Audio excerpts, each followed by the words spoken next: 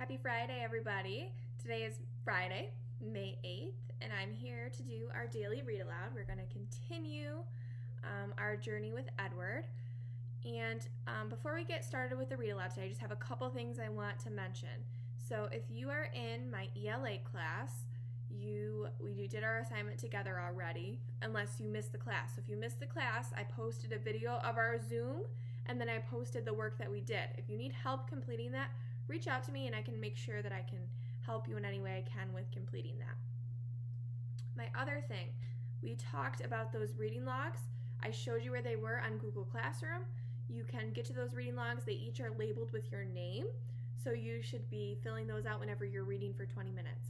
And I said I know kind of reading 20 minutes per day every day is a lot, so I said if we can make sure we're doing that at least 3 times a week and tracking that in there. So it's going to be a chilly weekend. It might be a good weekend to pick up a book and do some reading. So that's for that. So make sure you're filling out those reading logs. I'm also going to be putting in with this post, with this read aloud video, an end of the week check-in. We've done a couple of these before. It's just a Google form kind of to see where you're at as we finish up a week and we get ready for a weekend, and see if there's anything I can do for you, anything you want to tell me. You can do that all in that Google form. Okay? I hope you have some fun plans for this weekend. For those of you, I think I told most of you, I bought a house. So during this time away from school and while I've been home, we've been doing a lot of work to my house. So this weekend we're going to be actually putting in a new kitchen floor. So that'll be quite a time. So that's kind of my plans for the weekend. And then Mother's Day is on Sunday. I hope you're doing something kind for the people in your lives, whether it's mom, grandma, aunt, dad, whoever it is that you're with. I hope that you can do something kind for them and make sure we're being respectful to them and doing all those things that I know you all are capable of doing. Okay, so we're going to start our read aloud and see where Edward ends up today.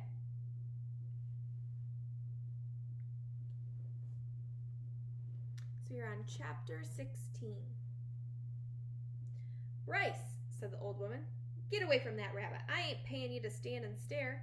"Yes, ma'am," said Bryce. He wiped his nose with the back of his hand and continued to look up at Edward. The boy's eyes were brown with flecks of gold shining in them. "Hey," he whispered to Edward. A crow settled on Edward's head, and the boy flapped his arms and shouted, "Go on, get!" And the bird spread his wings and flew away. "Bryce!" shouted the old woman. "Ma'am," said Bryce. "Get away from that rabbit. Do your work. I ain't gonna say it again." "Yes'm," said Bryce. He wiped his hand across his nose. "I'll be back to get you," he said to Edward. The rabbit spent the day hanging by his ears, baking in the hot sun, watching the old woman and Bryce weed and hoe the garden. Whenever the woman wasn't looking, Bryce raised his hand and waved. The bird circled over Edward's head, laughing at him. What was it like to have wings? Edward wondered. If he had wings when he was tossed overboard, he would not have sunk to the bottom of the sea. Instead, he would have flown in the opposite direction, up into the deep, bright blue sky, and when Lolly took him to the dump, he would have flown out of the garbage and followed her and landed on her head, holding on with his sharp claws. And on the train, when the man kicked him, Edward would not have fallen to the ground. Instead, he would have risen up and sat on top of the train and laughed at the man. Caw, caw, caw. In the late afternoon, Bryce and the old lady left the field. Bryce winked at Edward as he walked past him. One of the crows lighted on Edward's shoulder and tapped with his beak at Edward's china face, reminding the rabbit with each tap that he had no wings, that not only could he not fly, he could not move on his own at all, in any way. Dusk descended over the field, and then came true dark. A whippoorwill sang out over and over again, "Whip poor Will, whip poor Will." It was the saddest song Edward had ever heard.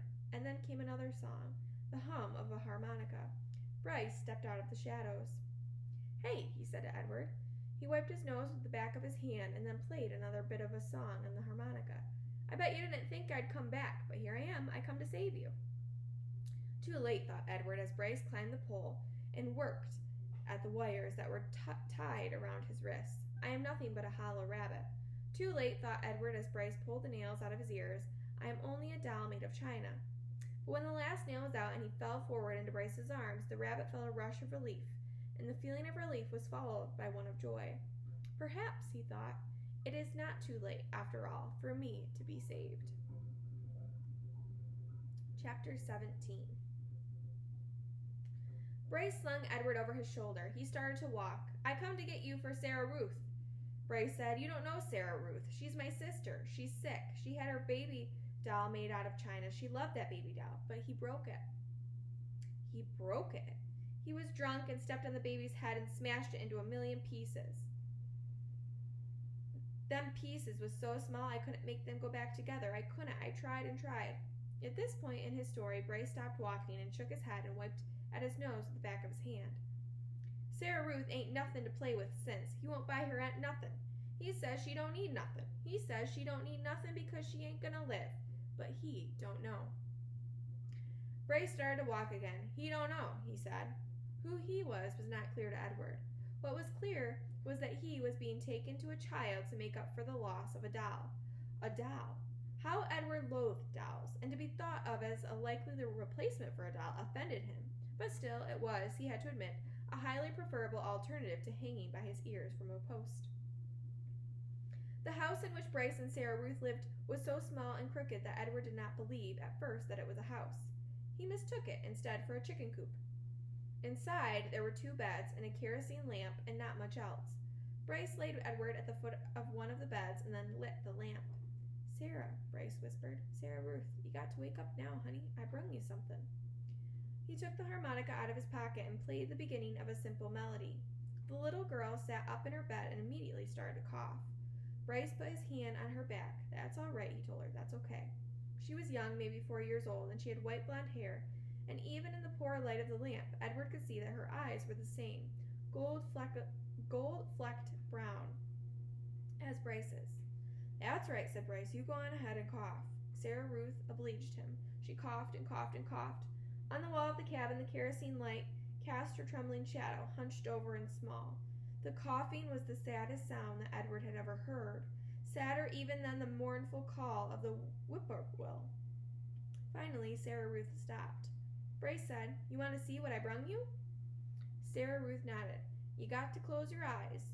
The girl closed her eyes. Bryce picked up Edward and held him so that he was standing straight, like a soldier at the end of the bed. "All right, now you can open them."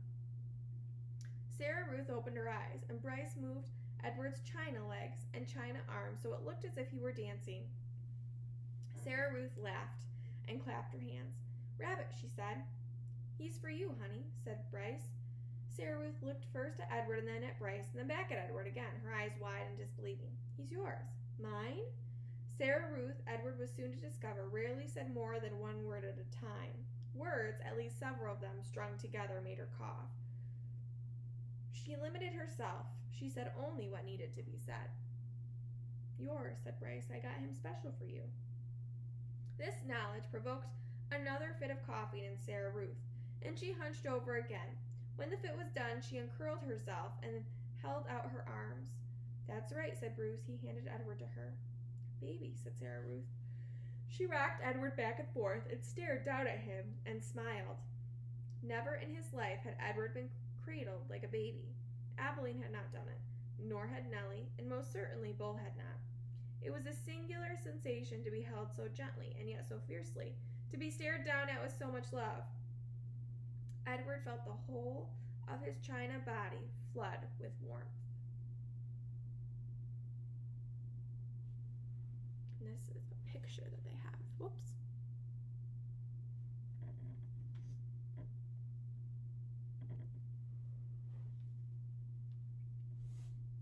"You going to give him a name, honey?" Bruce asked. "Jangles," said Sarah Ruth, without taking her eyes off Edward. "Jangles, huh? That's a good name. I like that name." Bryce patted Sarah Ruth on the head. She continued to stare down at Edward. "Hush," she said to Edward as she rocked him back and forth. "From the minute I first seen him," said Bryce, "I knew he belonged to you. I said to myself, that rabbit is for Sarah Ruth, for sure." "Jangles," murmured Sarah Ruth. Outside the cabin, thunder cracked, and then came the sound of rain falling on the tin roof. Sarah Ruth rocked Edward back and forth, and Bryce took out his harmonica and started to play, making his song keep rhythm with the rain. And that's all we're going to read for today. We will continue our journey next week with Edward and see where he ends up next week. So I hope you all have a wonderful weekend, and I will see you on Monday.